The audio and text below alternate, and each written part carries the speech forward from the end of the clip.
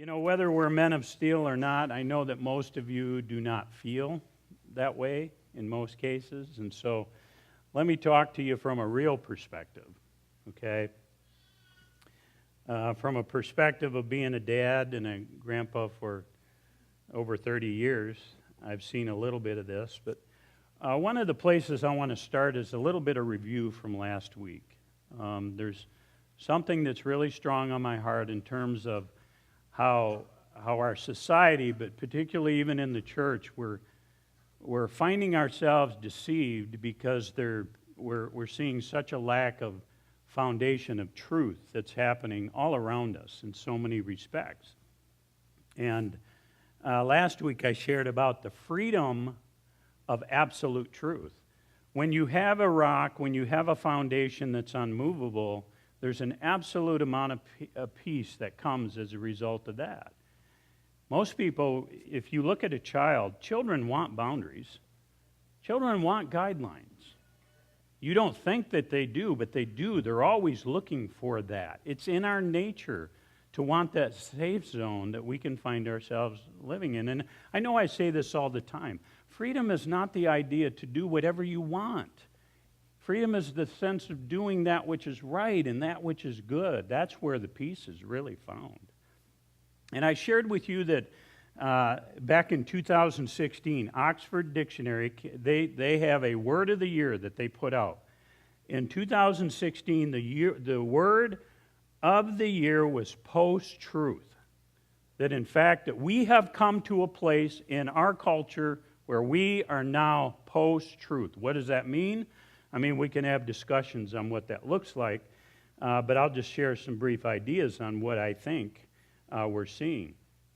And one of the biggest dilemmas we're dealing with is that truth has become subjective.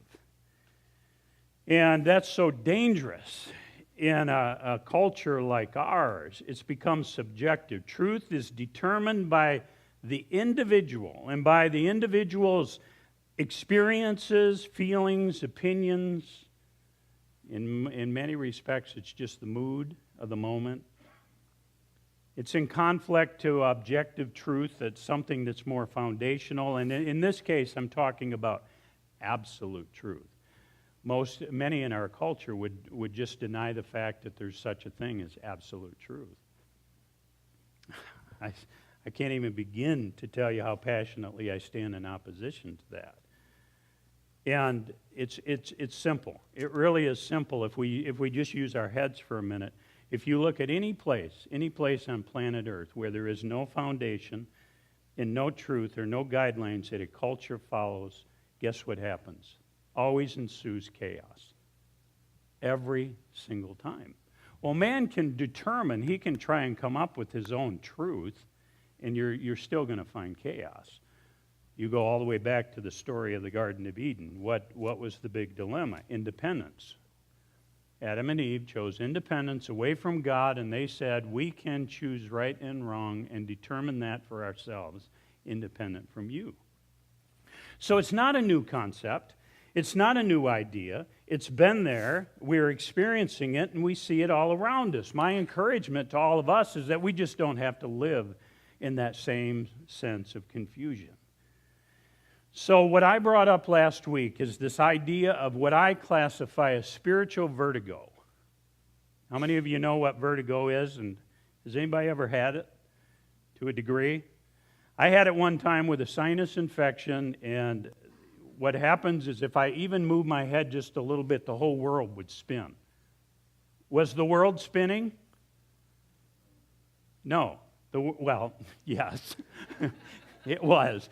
It actually was. So that was a trick question. But the reality, was it spinning in the way that I thought it was spinning? You know, the answer is no, it wasn't. But it didn't mean I didn't feel that way. And I have to bring it up again because it was so fun in my life. But Sue and I, we were at the West Campus, or East Campus, and we both were leaving the parking lot. I was in the truck, she was in the car. And we pulled up together, and I clicked it in reverse, and while she's sitting there and we're talking through the window, I started backing the truck up. Well, she went full panic. It was the funniest thing I've ever seen. She's trying to talk to me, but at the same time, you can see this look of terror that comes on her eyes because she knows she's rolling out into the road and the cars are going to hit her. So she starts pounding on the brake. Well, she wasn't moving. That's what was so fun to watch. She's pounding on the brake. She's trying to put it in park, and she's looking at me with this sense of panic as to what's going on. What she was experiencing was vertigo. Vertigo, the sense that something is moving when it really, in fact, is not. It's a sense of something whirling or loss of balance. So that's the reason I think I'm kind of zeroed in on this idea to us, because I feel like what's happened to society, what's happened to our world, is we are experiencing that. We're experiencing spiritual vertigo, where we feel like something is very real, but in fact it is a lie. You think it can't happen? And the more people that move together in the lie seems to amplify or justify it to being truth. And so I also gave you've been on a cruise ship before? Have you ever been out at sea when the seas are calm? There is no fixed point to give you an indicator that you're moving. And these ships now are massive cities floating on the water, which I don't get that concept either. But so here we are. We're all in the ship together. There's movement that's happening, but your senses and your feelings could tell you different, right? If you didn't know better, you could convince yourself that you were standing still, just like you're doing right now. You actually believe that you are sitting still. I'm not talking about slight movement. What do you know about the heavens and the earth? Does anybody have any idea about, I know that it changes because the world is round. Does anybody know about how fast the earth spins? If you're in center, you're right around 1,000 miles an hour. So right now, you're traveling at 1,000 miles an hour.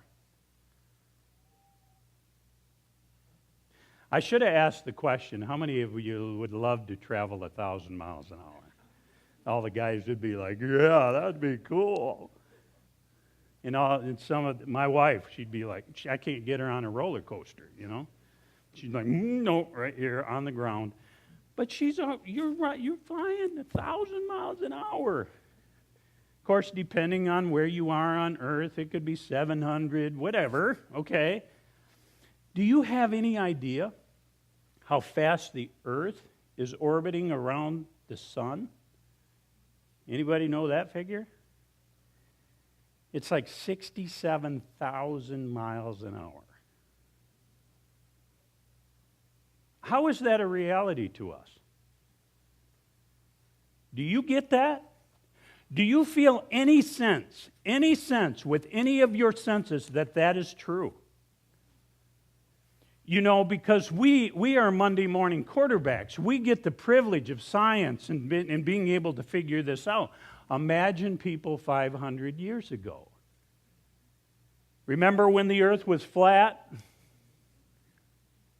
Do you know that there was a time when they assumed that it was the sun that was rotating around the earth? That was their truth. Did it make it so? It didn't make it so. No matter how much they felt it, no matter how much they experienced it, no matter how much they thought it, and no matter how much they talked about it. So I'm sure entire cultures believed that the earth was flat because of experience, and that the sun would move around the earth. Of course, you guys know the rest of the story. And so the point that I was making last week in using the illustration of Sue was the only way for her to get the truth back was to identify a fixed point. And that's what they finally did with the earth. Does anybody know what the fixed point is? It's a big, shiny thing up in the sky. The sun, that big thing that glows, that the planets revolve around. And I can play on words. I get that, and I love doing that. The S-O-N, the S-U-N. And because Jesus said, I am the rock. I am the foundation. He said, in fact, I am the way, the truth, and the life. No man comes to the Father except through me. And he said to the Pharisees, he said, you will know the truth, and the truth will set you free. See, Jesus was putting himself out there as the fixed point.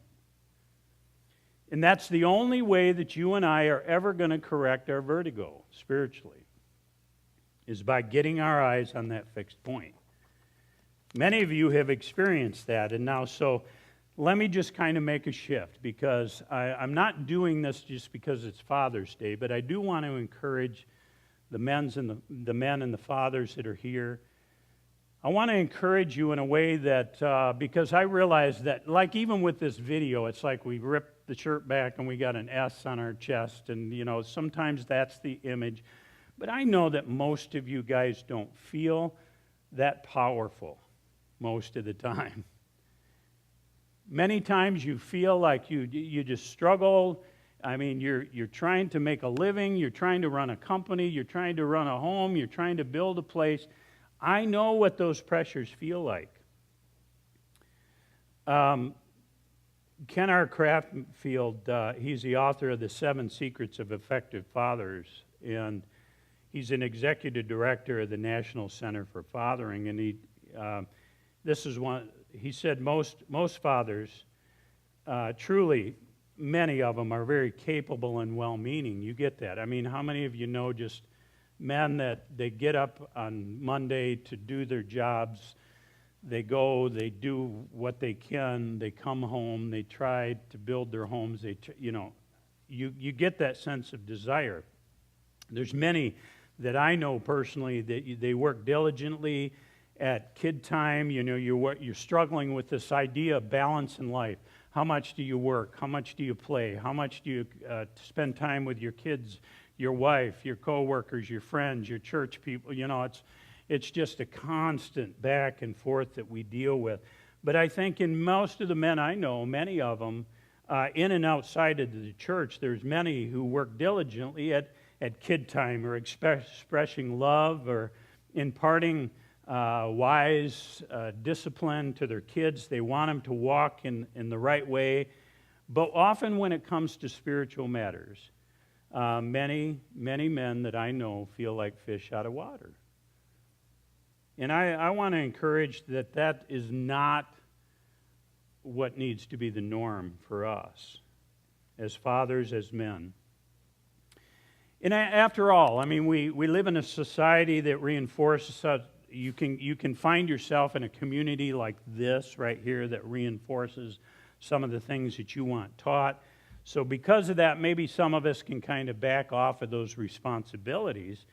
We have teachers right now. We got children's workers, right? We have children's pastors in the church that work diligently to work. We have pastors. We got moms within the home that seem to be able to do a good job and are able to focus maybe a little heavier on spiritual things than Dad, because we're out there slaying giants, whatever we think we're doing. But it's easy for men to become intimidated for whatever reason about spiritual things. And so what we do is we delegate out our responsibilities. But what I'm doing here is I'm trying to take you back. I'm trying to move this congregation off that place of vertigo where we can just settle in on a truth that I think is absolutely real within God's Word, and that is the importance of the powerful role of men and fathers. Of course, I shouldn't have to respond this way, but this in no case, in no way takes away from the feminine side of creation and the strength. Any guy worth his salt in this place knows the power of a woman. That was awful weak, guys, I'm telling you. Were you afraid? Did you not get permission to say amen? What's the problem here? We've got, I love God's creation in woman. That's why when this is probably not in the notes, I'm sure. That's when Adam saw Eve for the first time, he just went, whoa, man! And that's why it's called woman, man. And whoa, man, that's what I'm talking about. And that's only my interpretation, okay? Because that was my response when I saw this one for the first time. I'm like, whoa, man, that's what I mean. Yeah. Okay, let me get back to the point. I digressed a little bit. I'm talking about the power of your role, helping your children to understand the spiritual side of life. I'm going to do this again. I shared it. The people in cross-training, they already know the secret. Do me a favor. I want you to do something real quick. Point to yourself. Okay. Every time. And let me ask you this. What are you pointing at? Nobody. I didn't see anybody go like this. Or you didn't point to any other party, you pointed there. And I'm telling you, unscientific, right, of the experiment that I just did.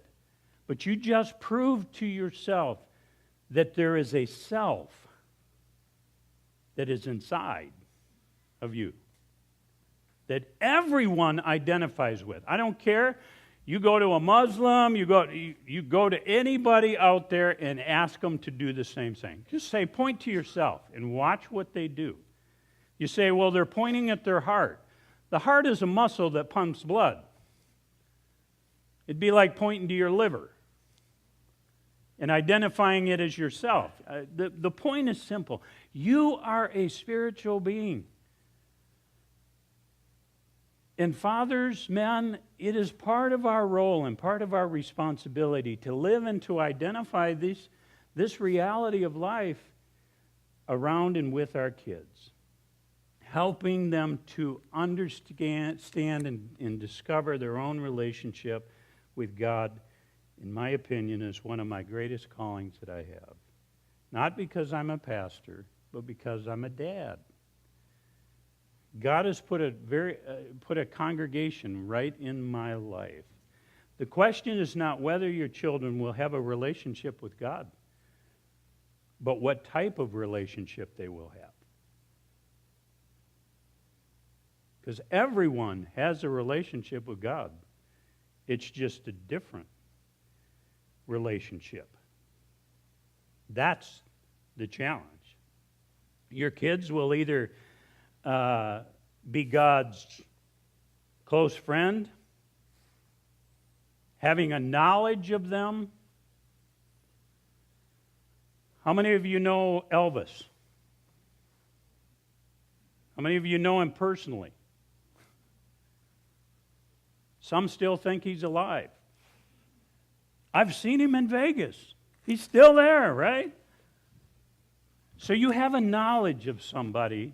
You can acknowledge that they existed, but have absolutely no relationship with them at all. But I'm saying, in that respect, we all will have some form or sense of who God is, and we will live it out individually as to what we truly believe that to look like. So some, it could be a close friend. In other applications, I'm telling you, the Bible defines us, some who do not believe, as enmity, enemies of God. We stand in absolute opposition to who He is. I intend on changing that as I have a small opportunity to change that with those around me. There's no place like home. You've heard that phrase before, right? The most important Hebrew creed was Shema, which is named after the first words of the very creed, and it says this: "Hear, O Israel." Here's the rest of it. The Lord our God, the Lord is one. Love the Lord your God with all of your heart and with all of your soul and with all of your strength. I'm telling you what this particular creed, and of course, you know, Jesus amplified this as being the greatest commandment of humanity, right? But what it does is it embodies the greatest truth, first of all, which is what? The greatest truth, which to the Hebrews, which was Yahweh is God. There is no other. That's where it all began. So the greatest experience of human condition was the acknowledgement of God as God. So there was the greatest truth, foundation. Remember I said we don't live on truth anymore. Everything is subjective. It's according to what I have experienced. Well, I told you your experience cannot help you define truth. You think you're sitting still right now, but that's not the truth. But the other thing is it also embodies the greatest command. God's people are to love Him, God, Yahweh, with their total being. And then God goes on to tell them, He says to them in Deuteronomy 6:7, He says, impress them on your children. Talk about them when you sit at home and when you walk along the road, when you lie down and when you get up. In other words, where is church done? Where is the spiritual life lived? The greatest place is home itself. Just heard a story yesterday. A man who's getting married, doesn't have anything to do with church. He grew up in a Christian home, had a preacher father who was a marriage counselor. Walking in bitterness and disillusionment, because the story behind the story is that Dad, being a counselor of marriages, yet he was divorced to his mom. Mom remarried. Her husband died. Then the two of them remarried. And this son felt like his household was just filled with hypocrisy. I don't know the reality of all the things that went on. There's always multiple stories. But I'm talking about the sense of trying to figure out what truth really is. And I'm saying the home in life is the most powerful place. I'm simply saying, dads, don't be hypocrites.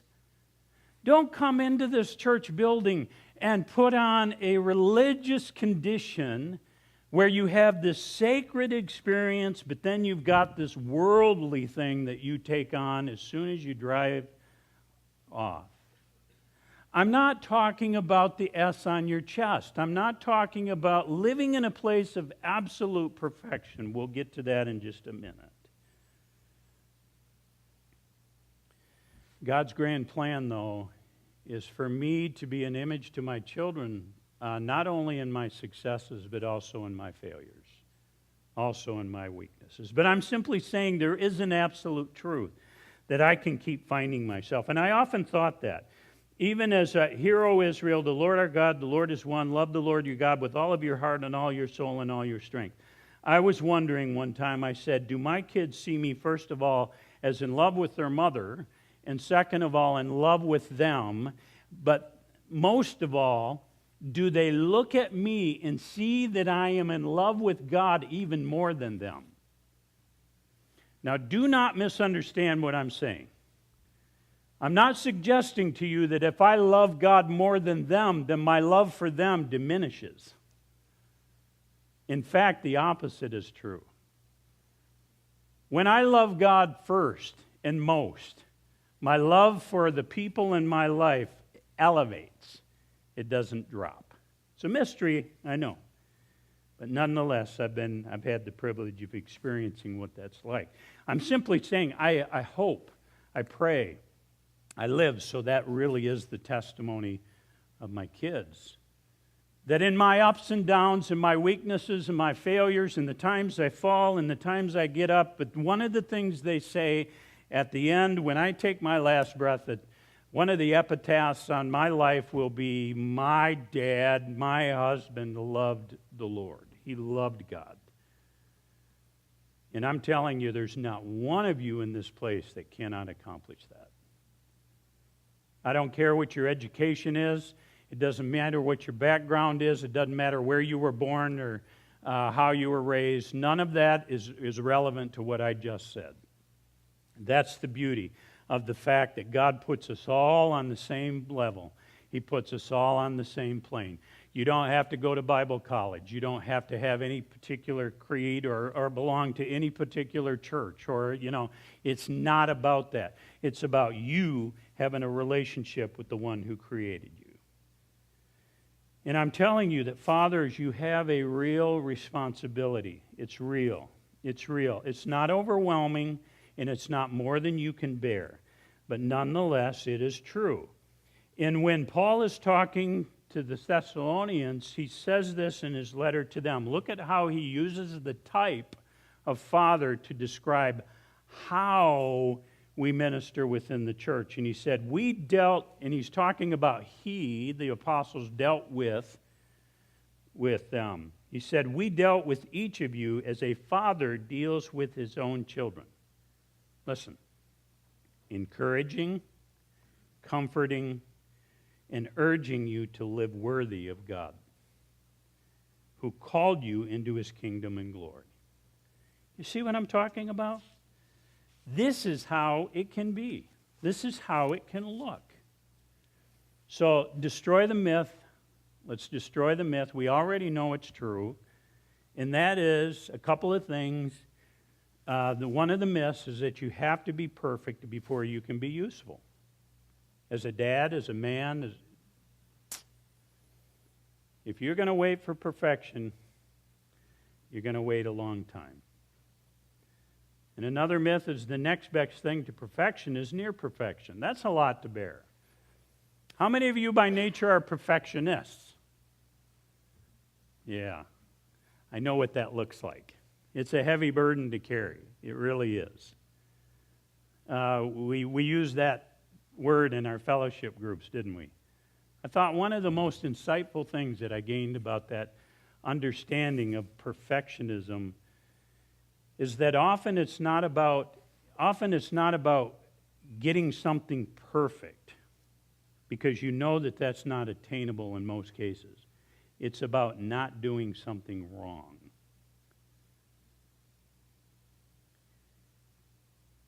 And so you don't want anybody being able to come behind you identifying you with something that's wrong or not done well. I'm like, wow, that describes me, yes, and what a burden to carry, right? And so what I'm saying is sometimes when we feel like we cannot do something perfect, we choose not to do it at all. And so as men, sometimes we step back from our spiritual responsibility. Since I've been at this church, almost 24 years, a bunch of us, we have worked really hard at building men up in a culture that wants to tear you down, in a culture that talks to us about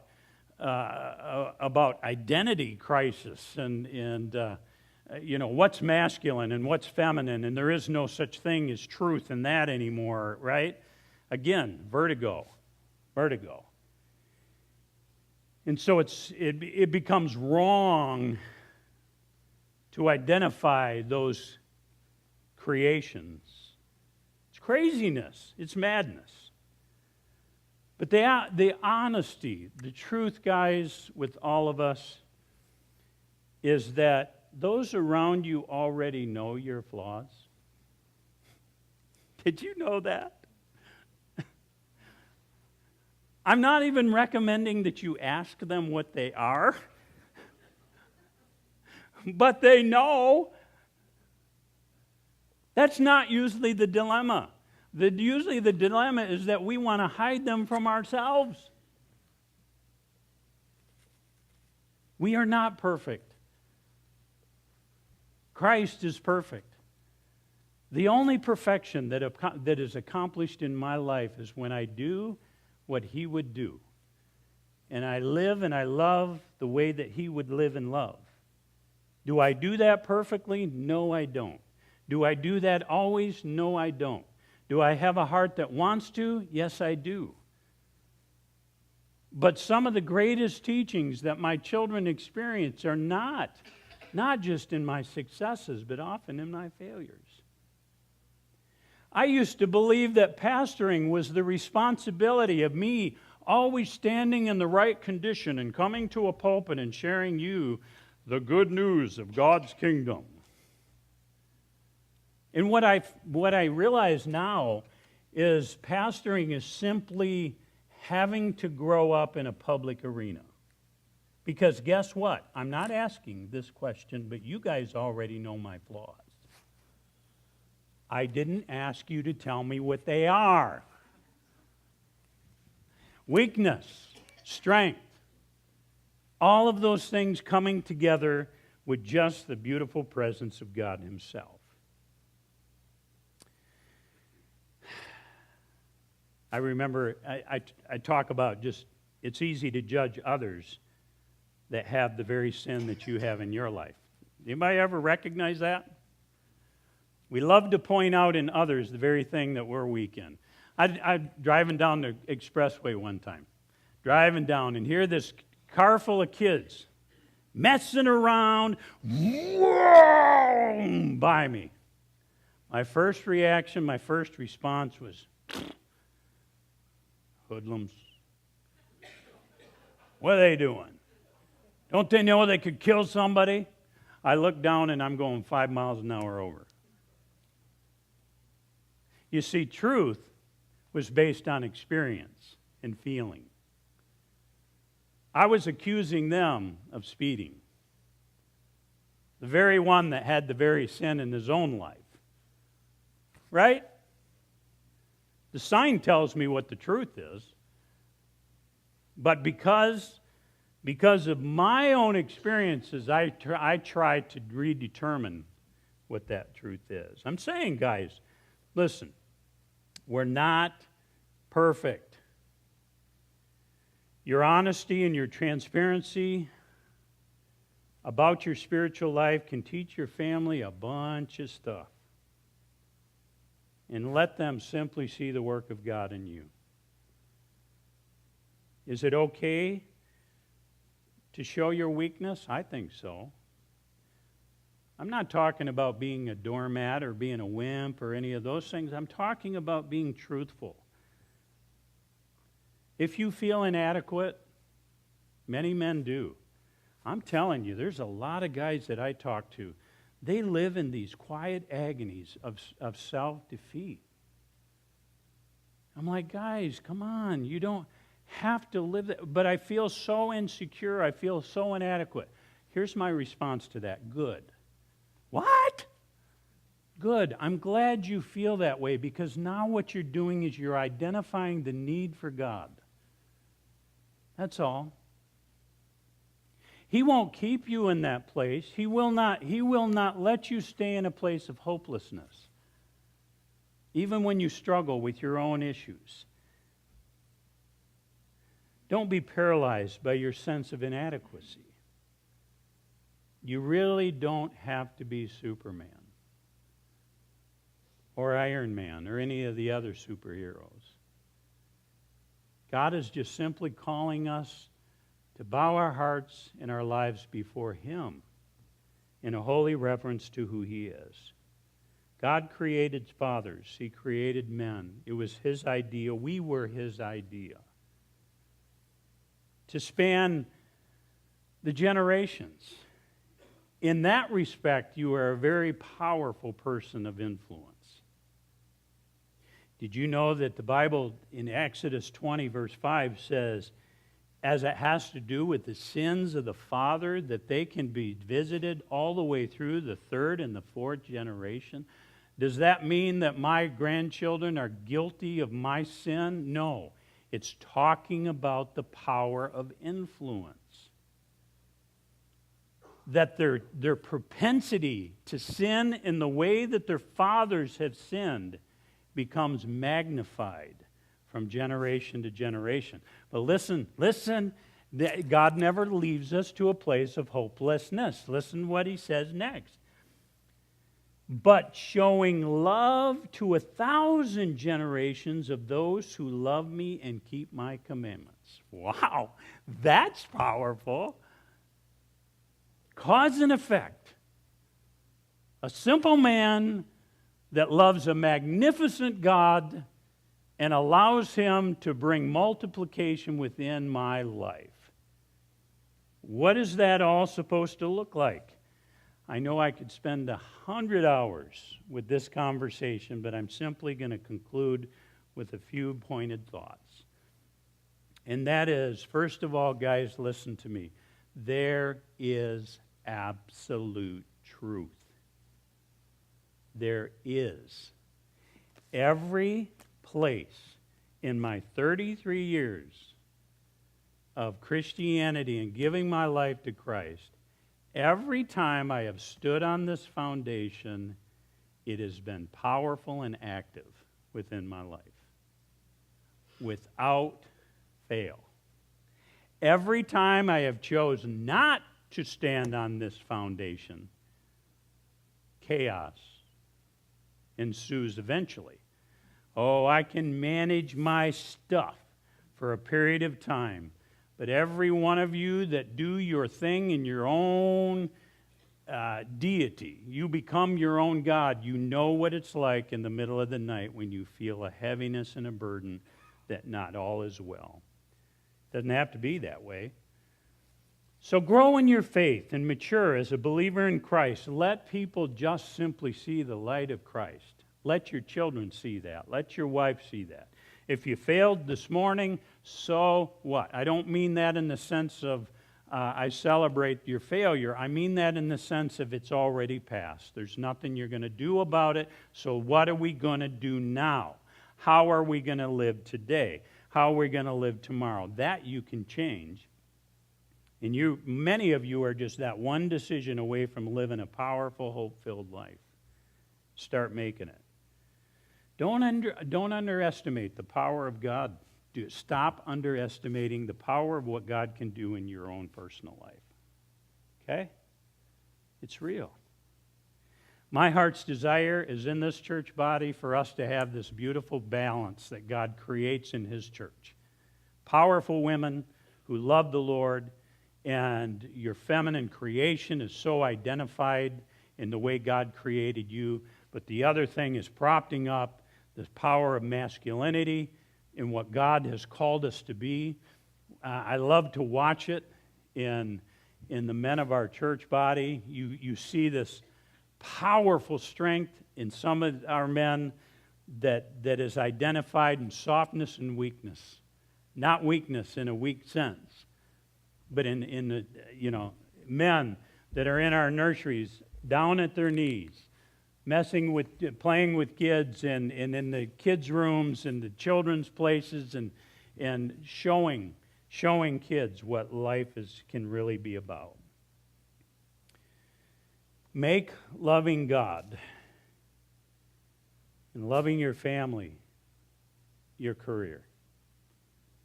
Hear what I said? Make loving God and loving your family your career. If it's not, then have a change of career.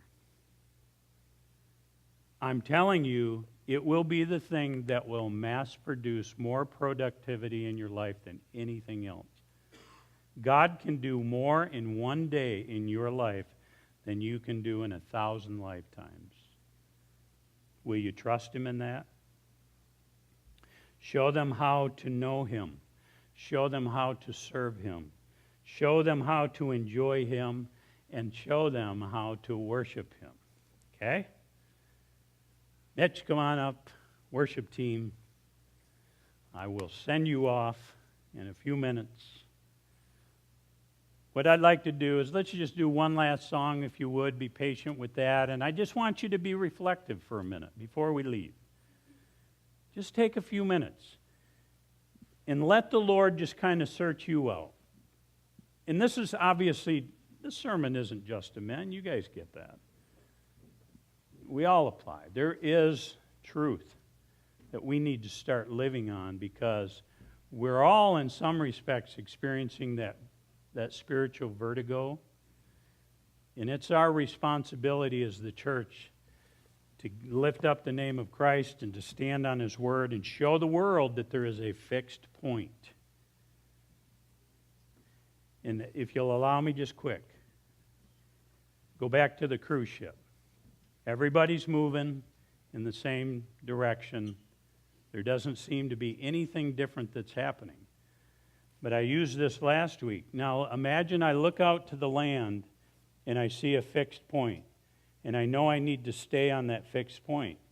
And so now I start moving my legs, and now it perceives like the ship is moving underneath me. And the entire world is moving past me because I have a fixed point. And now I realize, first of all, that everything else is wrong from that standard. I'm saying that sometimes is what Christianity feels like. You feel like all of a sudden you put your eyes on Christ and you start standing in opposition to the movement of an entire culture around you.